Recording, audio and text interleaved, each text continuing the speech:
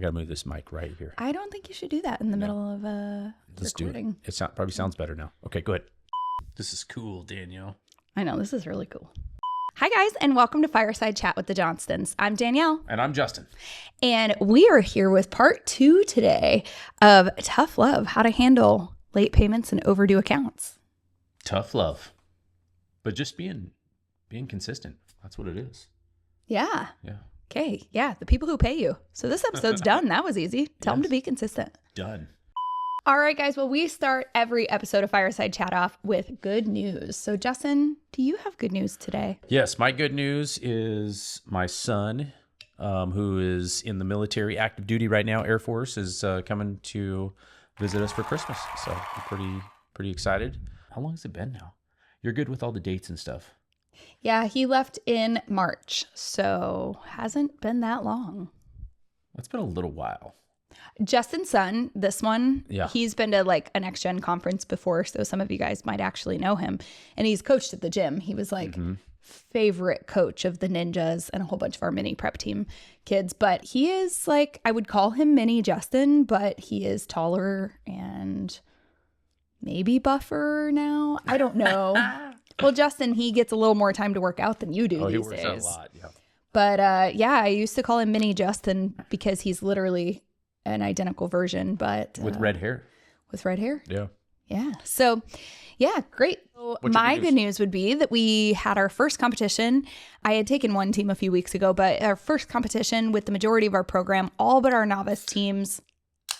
That's how you know it's time to start Fireside Chat. No, that's just to let you know you're talking too long. When you no, just mess with I would like a new co-host. Applications are available on our website, nextgenowners.com. Start playing some music to the side. All right, go ahead. Anyway, yeah, we had our first competition in Des Moines. Of course, my staff will laugh because I didn't call it Des Moines the whole weekend. I called it Des Moines. Was it Dubuque? Des Moines. Des Moines. I don't know, for no good reason, just because there's not a lot to do in Iowa, so that gave us something to do. But anyway, we took 10 teams, and that was fun. Some of them, first competition this season, pretty normal. Some of them did really well, and some of them had their first competition of the season, got that one out of the way. So it's kind of how it goes. Let's do this.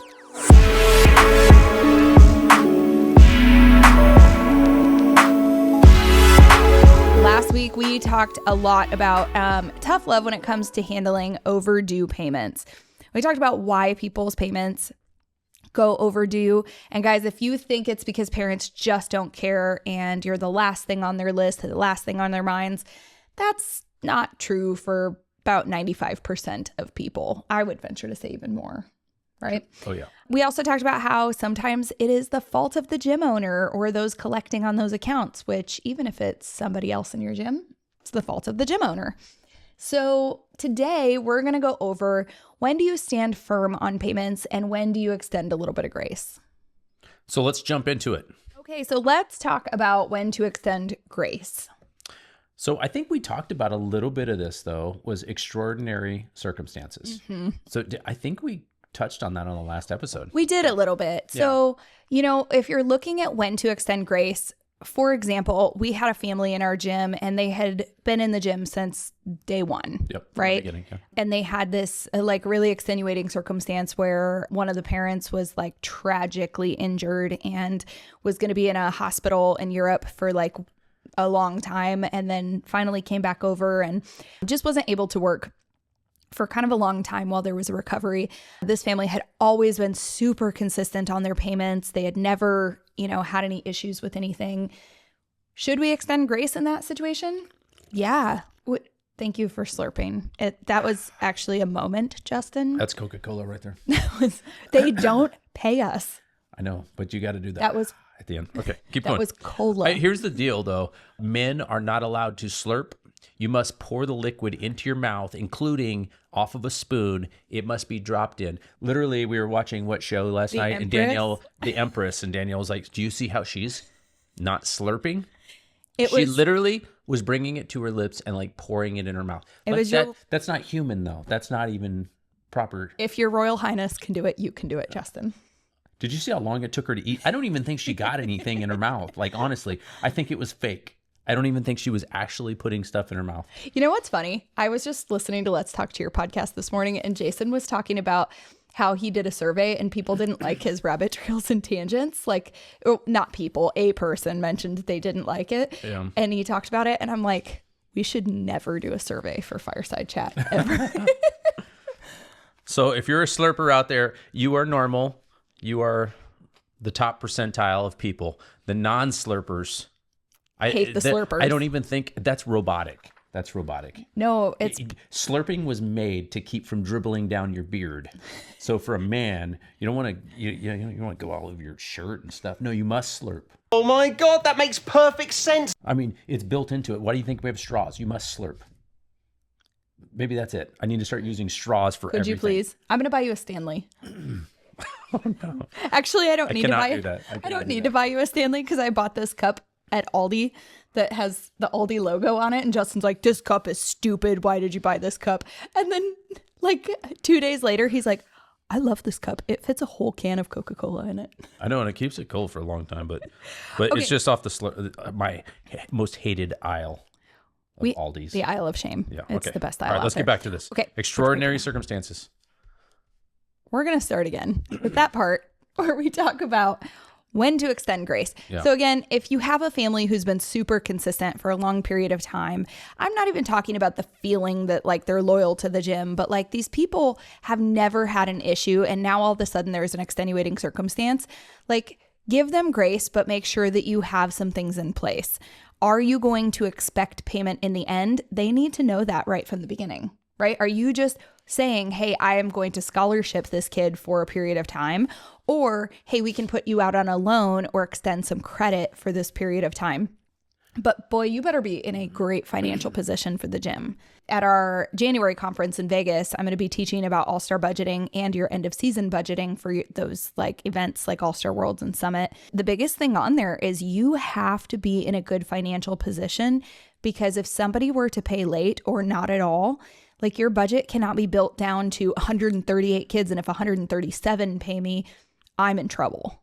Yeah, there's no profit margin built, or there's no budget really built into that. Yeah. That's break even. And I don't necessarily think that you need to profit off of, competition fees. That's unpopular opinion maybe in the industry, but like I think we should be fair on those and make sure our costs are covered. There's a difference between markup and profit. You have to make sure your expenses are covered, including administrative costs and time.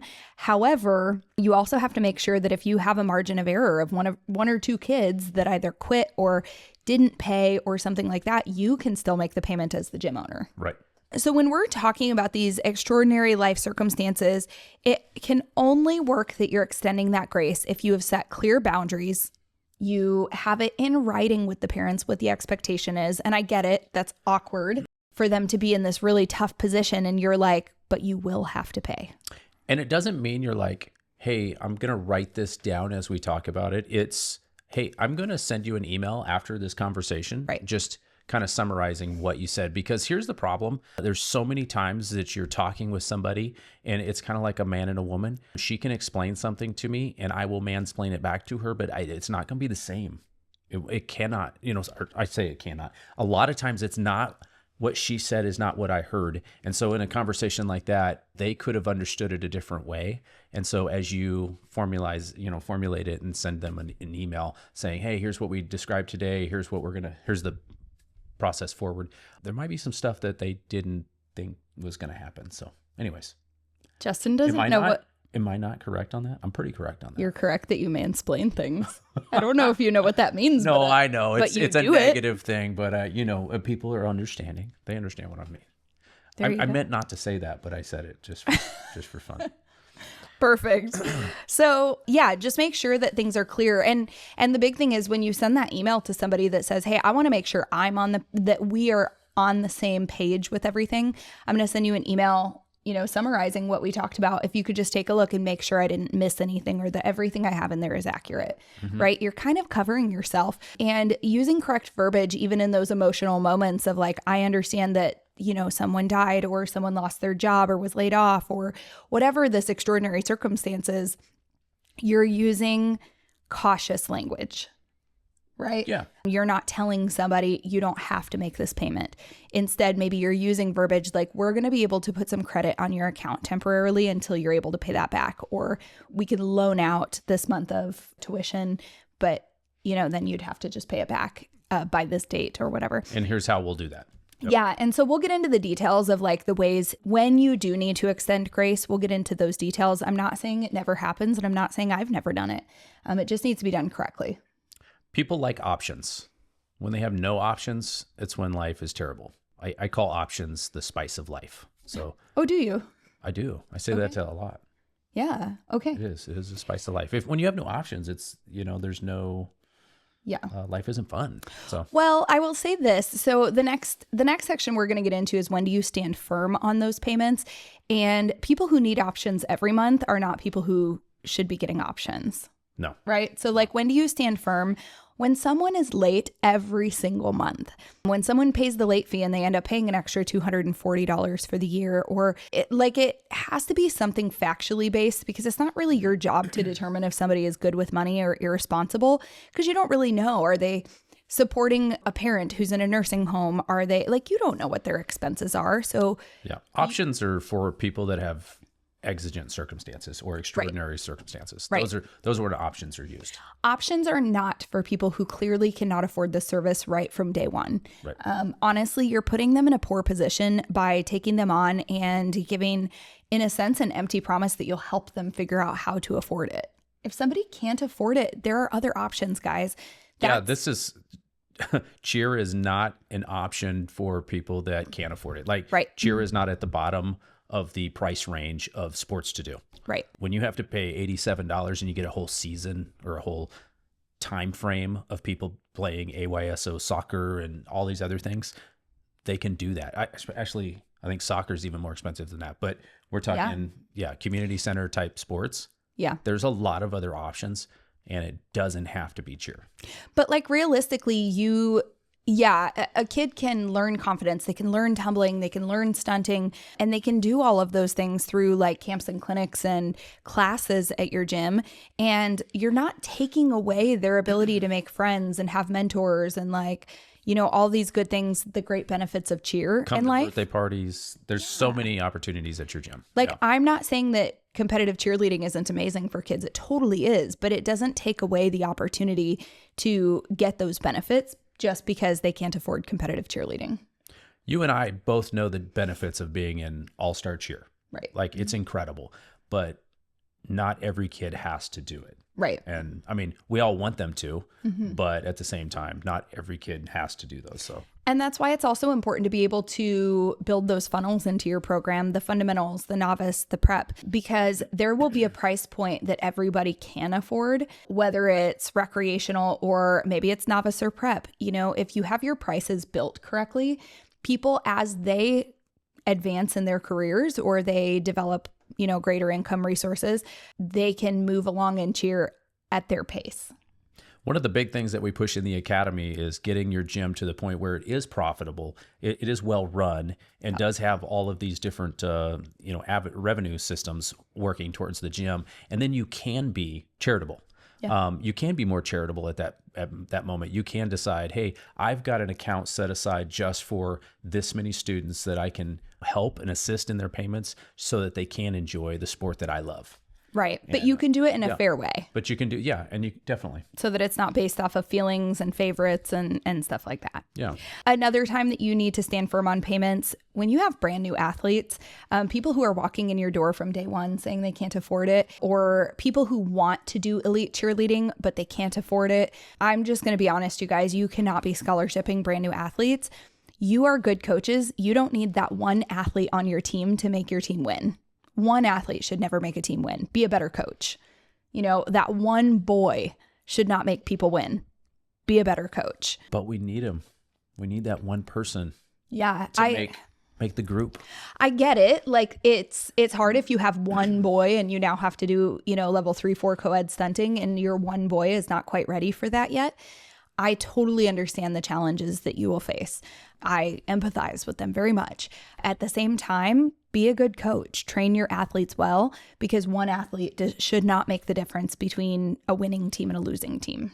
Well, at the same time, at any time somebody can get injured, sick, who knows, family issues that they've got to leave for. Right. At any time stuff can happen. So. Right. Yep. And we've got to really look at what we're providing as a service is not different, guys, than other services that people provide.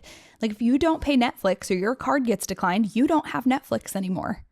Right? If you don't pay the electric bill, your electric gets turned off. It's not different than those things. So as somebody is coming to your gym for the first time, or they've been there just a little bit and their card is declining, like it is not you that's making that kid's life turn upside down. So get these strange money things out of your head.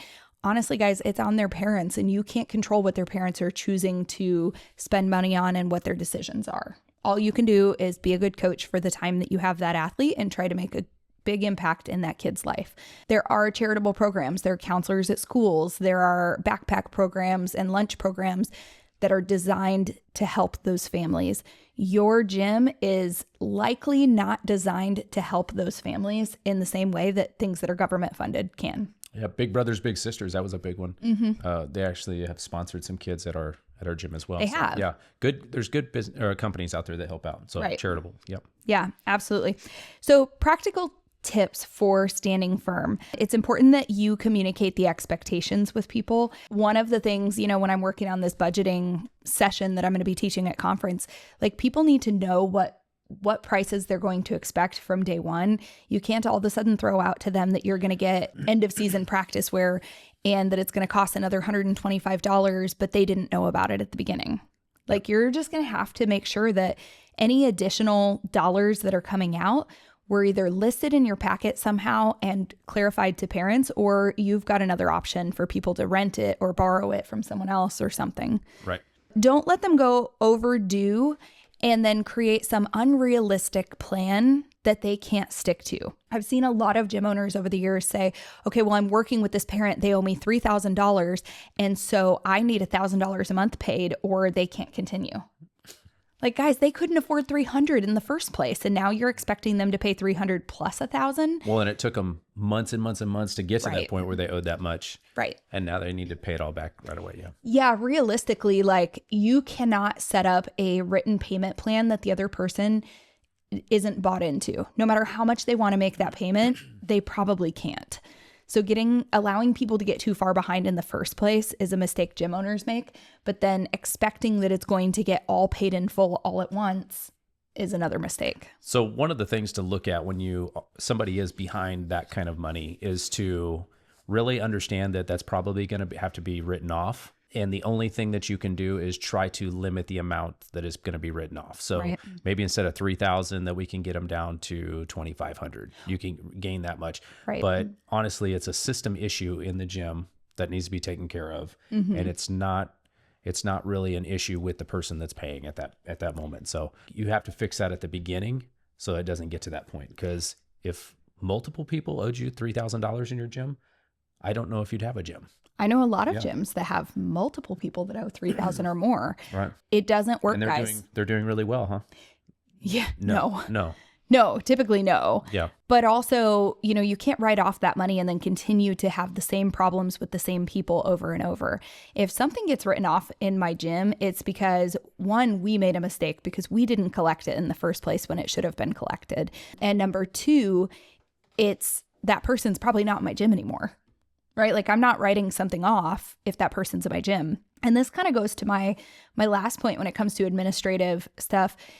I've had it happen in my gym, and it's happened to a couple of other gym owners that I've worked with, is where you think your system is charging them, and for some reason you didn't check a box, you didn't set up auto pay correctly, you didn't do something. This is a big one, and this happens quite a bit. So your ACH was failing and you weren't getting the emails. Somebody did a credit card dispute and you didn't get the email or you didn't get the notification, but yet you continued providing services month after month. Guys, when stuff like that happens, if it is your fault, and I don't care if like you didn't get the email, at the end of the day, extreme ownership, that is you. You set up the programs that would email you, right? And the payment platforms. And it's really on you to be checking every so often to make sure that, almost like a run through of all of the accounts and making sure that they're being charged correctly. they're not being overcharged. Yep. But two, that they're not being undercharged or charged at all. So we've had this happen before, and I had a family in the gym that for 7 months, they were a rec family. And so to be honest, I didn't notice the $79 that wasn't coming in, though my budget's built off of that. And so eventually I would have noticed. That family, I don't know their financial situation, if maybe they just didn't notice 79 or they didn't say something. For us to assume that they noticed and said nothing is not fair to them either. So don't be upset with families when this happens. You know, maybe it's going on a credit card and they do a lot of credit card purchases. Who knows? But yeah. Were you going to call me out? Oh, no. That is rude. I would never talk about Temu on Amazon. Go ahead. I like vacations too. Every single don't day they call show me up out, to our house. Justin. No. That's because you buy like 5 things and they show up in 5 different packages, and that is not my fault. When you tell me your boyfriend is showing up daily, it's pretty rude. The Amazon driver. Pretty rude. He sat in our driveway for a long time yesterday. He was probably looking to see if he had anything else so he wouldn't have to come back again. Probably. Not 2 times a day. That would be terrible. Go ahead. Yeah. Anyway, but if you mess up the billing, don't expect somebody to pay all this money to catch up and pay it immediately. Like, I can understand if you went to somebody and said, my system made the mistake and you owe $200. I'm so sorry. Can I work with you on a payment plan to get that set up? It doesn't matter how wealthy this person is, offer the payment plan because you made the mistake. At the same time, what happened to me was a rec family for 7 months and they owed over $500. We did not ask them to pay for it. We went to them and we said, listen, we made this mistake. It has not been charging you. The total balance is this. Can we ask you to pay the last couple of months though? And we kind of left it at that because at the end of the day, it was our mistake. And the worst thing to do is make it so that a family cannot afford you in the future. Like my retention is about 22 months with rec kids. And if my mistake means that they have to quit next month because they had this big bill to pay, it doesn't help me in the future with that family, right? So we wrote it off. We said this was our mistake. We will pull from a budget elsewhere and make it work. Ultimately, you know, we just asked, can you pay the last couple of months if possible, and we'll set you up on a payment plan. And they were great about it. So in that case, just let people know that there was a mistake. People like transparency and just being honest. You don't find that as often nowadays, just good customer service. So in this case, good customer service was letting them know there was an issue. You did find an issue. And hey, we're not going to charge you all of that, but we are going to restart it and doing the things that we did. What it did was, did the person stay with us? Yes, okay. They did stay with us. I don't know if they're still with us, but because that was a couple years ago. Yeah, it was a couple years ago. But anyways, absolutely. But in that case, you know, you don't want to lose the person because they are enjoying it. They are staying with it. If it was fraudulent and they knew it and they were just kind of being quiet and they quit the next week or something, that would be a different story. But in this case, you did the right thing. And that's what you need to do. Being a stand-up, place in town is doing the right thing and not trying to hurt somebody on the way out. Yeah. Especially when it's your issue. So, absolutely. Yeah. Okay, so let's just hit a couple of really quick practical tips for making sure that you are managing these overdue accounts, assuming that you maybe already have some people in your gym who are overdue at this point, and now you're going to want to try to collect on those. So the first one is setting up a payment plan. Yep. So sit down with them, or actually ahead of time, come up with a payment plan, how you think that would work, that's practical, and then approach them with it. And put it in writing, have each of you sign it, send them a copy of it, make sure that it's very clear what the expectation is. Include auto payments with clear deadlines on that too. When somebody has a payment plan, we do not ever ask them, okay, so your payment is due on the 15th, you'll just have to come in and make that payment. Mm-mm. No, we've written it down. We will automatically charge by 8 p.m. on the 15th. Please sign here that you are approving that automatic charge to get caught up on payments. So what happens when on the 15th you go to charge and it says denied? What do you do? So at that point, that athlete is sat. They are sitting until their account is caught up. Yeah. And I don't mean their account is caught up in full, but they're caught up on the payment plan. And if let's say they sat for 2 weeks and they're now 2 payment plans behind, you've got to stay caught up. And we're just very clear with parents, like your athlete will sit if they can't participate, if their account is overdue with the payment plan in place as well. Number 2, make sure you get your agreements in writing so that it's clear for both of you. Ideal if they can have it signed by both of you. But even just something like we said in email that you say, please be sure to review this and make sure that I understood everything the same as you did and that we're on the same page. Yeah, this is the agreement going forward that we discussed today. I just wanted to put it in writing. Just something simple like that. Right. And then when people were like, well, why do you have to put it in writing? Well, because some people get confused on Or what they we talked forget. about, or you forget, or, just if it's in writing, it's easier to understand. Well, and let's be honest, people with payment plans, you may not be their only payment plan. So it's important that your stuff is very clear so that they're not getting confused with any other terms and conditions that they may have through other people that they owe money to. The other thing about putting it in writing is, where do you go if you don't have it in writing? Like, hey, remember last Tuesday we talked about you were going to start making payments every Tuesday, and here it is Tuesday. Right. And that person's like, that's not what I thought. If there's nothing to move forward with if you don't have it in writing, because then you can be like, hey, we did talk about it. Remember I sent that email. Here's what we're doing, Right. And so now, where do we go from there? And when I send those emails, I actually ask people, please just reply so that I know you received this. Yeah. So you can take it that extra step. Number 3, be realistic. Make sure that you are creating a plan that you both can agree on, that the parent is not saying, no, I can't afford an extra $1,000 a month. I couldn't even afford $300 a month.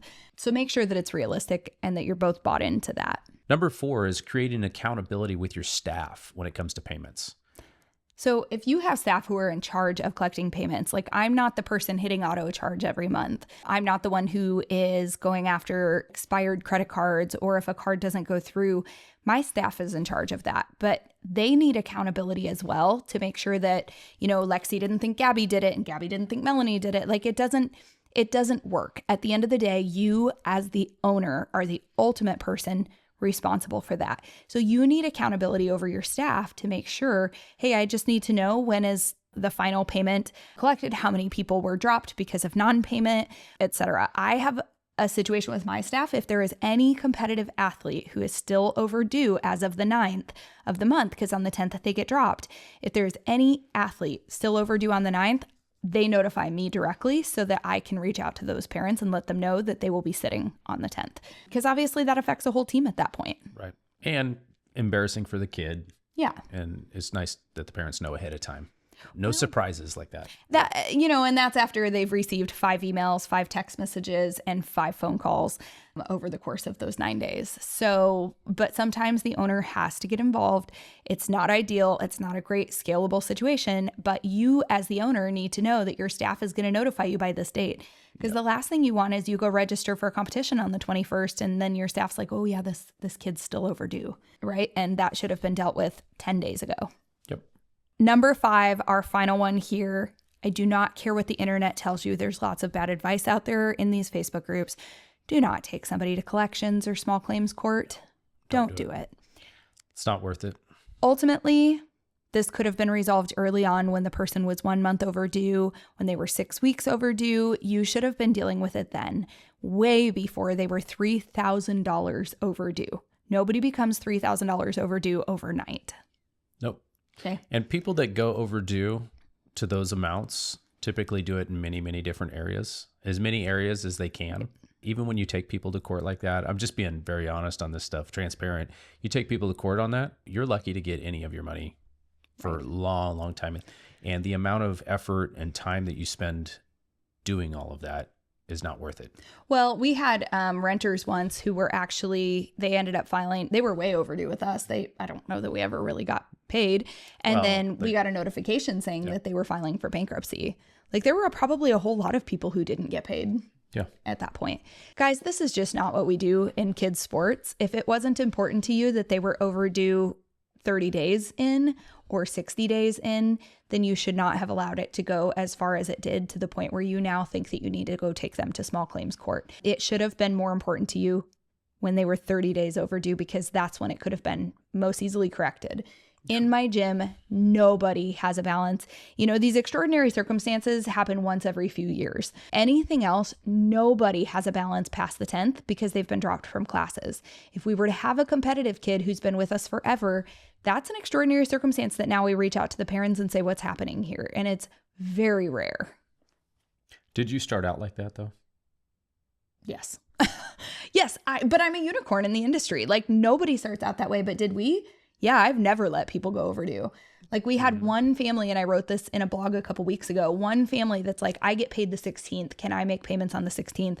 Or like, fine, well, one family in all those years, I was like, fine, make payments on the 16th, but you will pay the late fee every time. And that lady paid the late fee for 2 straight years, an extra $240 over the years. And I was like, I Figured out a fix to it. Yeah. well, I finally, like, I didn't want to tell her what to do with her money, but I finally said, if there was any way you were able to just make an early payment, like a double payment 1 month, then when you get paid on the 16th, you could pay early for next month and you wouldn't have to pay those late fees ever again.